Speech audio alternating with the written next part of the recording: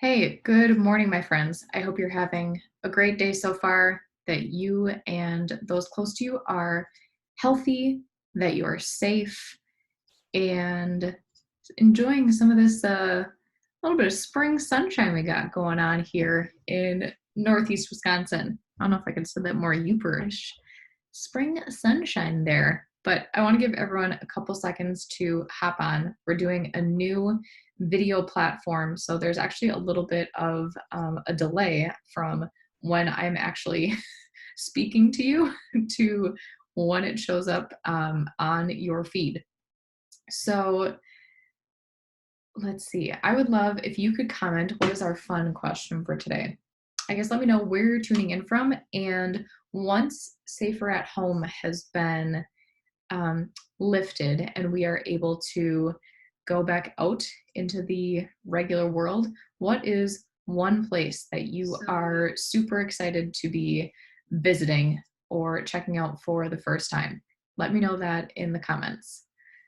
Today, what I think will be somewhat of a natural segue while we're talking about places we want to visit, I would love to share with you guys some camping tips.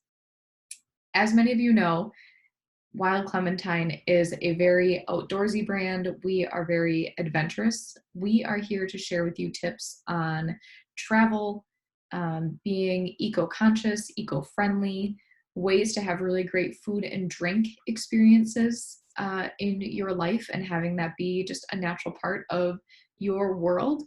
And really just sharing some beautiful landscapes and some of our favorite places in the world. So today, sharing all about camping tips. I love a good road trip. I love a good camping weekend. There is just something so magical about being able to set up camp, sleep under the stars, hear that natural environment around you. Oh, it just feels so good. I am definitely missing that um, with some of this springtime weather. I can answer the question that I was asking you guys. I think one of the places that we are going to camp this summer, assuming that everything gets lifted and life gets a little bit back to normal, I think a group of friends and I are going to attempt to camp in Door County. I realize we might be a little bit behind the curve on reserving a campsite since it is April and those often fill up fairly far in advance, but we're going to make an adventure out of it and either check out Door County or some of the state parks up north, or even just like national forests and that sort of thing. If you're familiar with northern Wisconsin, go ahead and drop your either campground recommendations or locations because we have not explored all of them. I will be the first to admit that. Um, but when it comes to camping, I know that there are a couple different camps that people can be in. Some people are traditional tent campers. Some people bring, a motor home or an RV. Some people just do not camp. There's no right or wrong. I am just simply sharing some of our camping tips and tricks. And this is mostly for tent camping, although some of these would probably still apply even for an RV or a motorhome. So, first is around finding your campsite. Like I alluded to with Door County, there are some campgrounds and campsites that fill up a year in advance or as soon as they open up. Some have booking windows that open up 3 months, 6 months, 9 months ahead of time if they have reservable campsites. Not every campsite is reservable ahead of time. There are many, out west in either national forests or on Bureau of Land Management land, or even some national parks that you can't reserve all of their sites ahead of time. They're simply first come, first serve. I know that the last time we had visited Capitol Reef National Park in Utah, that is, or it was first come, first serve. And there was a time when I was visiting in probably May. I know it was springtime. And I simply did not plan ahead. I did not consider the fact that first come, first serve meant that there were also going to be many other people that were going to be trying to get these campsites when I was driving from, I was probably like 3 or 4 hours away. And you're not able to call, you're not able to say, hey, can you just maybe hold a campsite for me, that sort of thing. So I showed up at the national park campsite thinking that there would be a first come, first served site available for me, and there was not. So I went into the town that was just a little ways down the road and found quite literally one of the last remaining campsites in the area because it just happened to be a popular time of year. Spring is very popular in the national parks. So that was on me, and I learned a very big lesson that day. It worked out great. I mean, the campsite was totally wonderful, but know if you're able to reserve your campsite ahead of time or if it's first come, first serve. If it is first come, first served, account for any travel that you will need to do to get there. Some campsites and campgrounds like those in Grand Teton National Park and Yellowstone National Park, when they are first come, first serve, there are people there at 6, 7, 8 o'clock in the morning ready to snag those sites as soon as they open up. So if you're going to be driving from somewhere that's 6 hours away and you think that you're being proactive and getting up at 6 o'clock in the morning, but you don't show up until noon, there might be a chance that the campground or campsite that you were hoping for is filled. So just have a backup plan just in case. So one, have some sort of a plan. Know where you want to go, see if it's reservable or if it's first come, first serve, and be conscious of if you're traveling during peak travel season or if it's a little bit more off season and you might have some flexibility on where you stay and if that'll be open for you. Next, if you are tent camping, if you're reserving ahead of time, many campsites, campgrounds, or at least for sure the ones that are on recreation.gov, which is the government's like lodging and campground website, you're able to scope out the campsite a little bit and see if it's flat, if there are any trees providing shade, that sort of thing. And I'm sure that many private campgrounds do this as well. So take a little sneak peek, see what sites might interest you if you have a preference for a site. I know that when I travel to Moab and Arches National Park, I have a favorite campground. It's Ron's Pack Creek Campground. It's on the outside of town, but it's very quiet. It's family run. I believe they've been around for a long time, and they have showers, it's clean, and it's truly right along a creek. So I knew that there were some campsites that were along the creek, and then there were some that were just along, the back of the property, and there wasn't a creek. I mean, you're still in the beautiful red rocks of Moab and southern Utah, so I mean, you can't really go wrong. But I knew that I wanted to be by the creek, and that worked out in my favor because the first time that I stayed at Ron's Pack Creek, it was very, very windy. Oftentimes in southern Utah, especially in spring, I've noticed there's just a lot of wind action happening. And with Ron's Pack Creek, the main, the campground itself is on one level, but along the creek there's a hill that drops down, and then you're along the creek bed level. So what I was able to do then was actually set up camp on that lower level that was a little bit more protected, where the winds weren't blowing at 30 miles an hour in the middle of the night, shaking the tent and keeping us awake. So if you're able to do any detective work ahead of time and determine if there's a flat campsite, if there's kind of a gravel base or bed that you'll be staying on, some campgrounds have wooden platforms that they put their tents on for tent campers. See if there's shade, if there's a fire pit, any other amenities that are important to you when you're camping. See what you can figure out from either an online view, sometimes even Google Street View. You can determine those things or just simply send them an email, whether it's a larger government campground or if it's a private one. Oftentimes they have those answers at the ready, a lot easier than you just digging in and trying to find that yourself. Another thing that I like to look at when I'm camping and doing this detective work is how close the campsite is to the bathroom. And I actually have a preference to be a little bit farther away from the bathroom, even though, yes, we are tent camping. So therefore, if you have to use the bathroom in the middle of the night, it can be very convenient if you're located right next to the bathroom. However, if you're traveling during peak season for whatever this campground is, chances are that if it's a full campground, there will be people using the bathroom during the middle of the night and going in and out, and those doors slamming or the electric hand air dryer thingies running and waking you up. So I like to be a little bit more removed from the bathroom area. And I also bring earplugs and an eye mask. It might seem a little bit bougie for a camping trip, but that has saved me so much, uncomfortability when I've just been dead dog tired and I want to go to sleep. I remember that when Andy and I went on our road trip to Canada and then Montana and Wyoming, and we got engaged on that trip, we were staying in Yellowstone.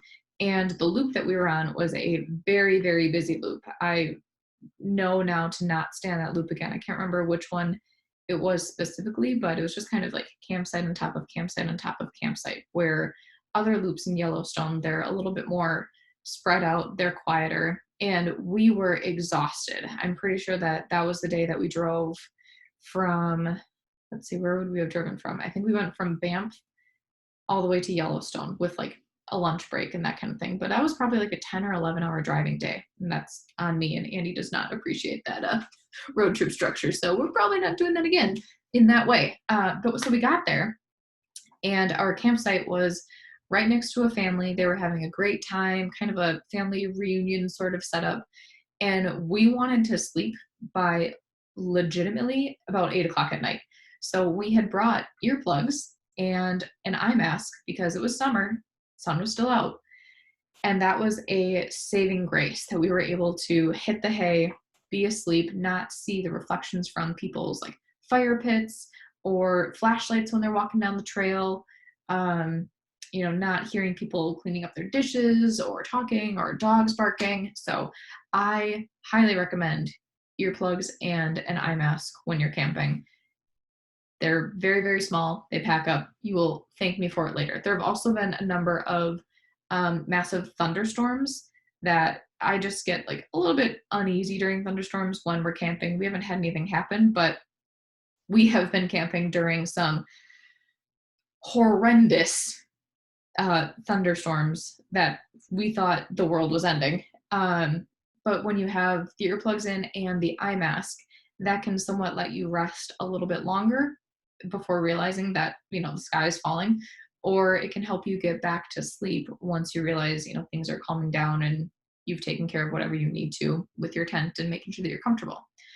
So speaking of rain, when it comes to tent camping, I highly recommend having a waterproof fly, of course, bringing along waterproof sealer if necessary, and doing that ahead of time, like curing your fly or your tent ahead, making sure that all the seams are sealed, because we have had it where we've borrowed a tent, or I don't think it's happened with our own personal tents, but like borrowed a tent, somebody that had one that was bigger, we just needed more space.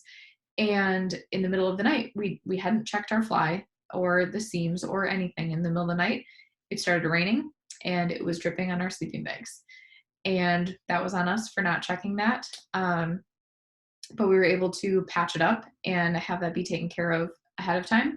So make sure that you check that out well in advance so that you don't end up with a very wet sleeping bag like we did. Luckily, it was summer, so we didn't get any hypothermia from being wet or anything like that. And then also bring along a tarp and some sturdy string. And I would say probably, about 10 yards of string if necessary. We have used this to both put over the tent if we knew that there was rain in the forecast and we just wanted an extra level of protection. We've put it under the tent to make sure that the bottom stays nice and dry. We also used our tarp we were in Watkins Glen, New York. This was at the beginning of our relationship. We road tripped out to Maine, and that is the absolute worst thunderstorm I have ever camped in. I was quite certain that trees were going to fall on top of us. The storm was just right above us. We were debating if it would be wiser and safer to be in the truck and have a tree fall on us that way, or be in our tent close to the truck so that if a tree fell, the truck would stop the tree and then we would live. So it was pretty intense, and we were very much debating, where we should be in that moment, or even just like drive to the bathroom and stay in the bathroom and be safe that way. But we needed food. We were, somewhat removed from civilization. We had settled in, we had already started our fire. So what we did was we were able to set up our tarp in somewhat of an A-frame that blocked some of the rain. We were able to put our picnic table under there, still cook our hot dogs over the fire, and pack up very quickly once we realized that the storm was escalating and not just, some big fat raindrops that it was starting out to be. So bringing along a tarp and about 10 yards of string so that you're able to either loop it through the grommets or even just tie it from tree to tree and then have it be like a true tent setup, and supporting the bottom with rocks so that the edges don't fly up, that sort of thing. Just be careful that some campsites, they don't allow you to tie things onto the trees and that sort of thing. Many national park campsites, they don't want damage done, obviously, to the flora and fauna that they are protecting as a national park. So just make sure that you know what the restrictions are for that. Then, so we've got, I'll just start from the beginning. Plan ahead, know your locations, know if it's a busy time, if you're able to reserve, or if it's a first come, first serve. Do some detective work, see if there are flat campsites, what the shade situation is, if there's a fire pit, picnic table, anything else that you might need. If there's a grate that goes over the fire pit, if you can tell that, how close you are to the bathroom. If you want to be a little bit closer, if you want to be a little bit farther away, depending on your preferences. Pack earplugs and an eye mask so that you're very comfortable in any situation, whether that is a slamming bathroom door in the middle of the night or a sudden onset thunderstorm. Bringing waterproofing spray, whatever you need to maintain your tent, as well as a tarp and some string. I also recommend bringing different sleeping clothes. If you are like us, when we are camping, we are hiking a lot. We are outside, we are very active. And when we are camping in the mountains or out west, usually at night, it is much, much cooler than during the day.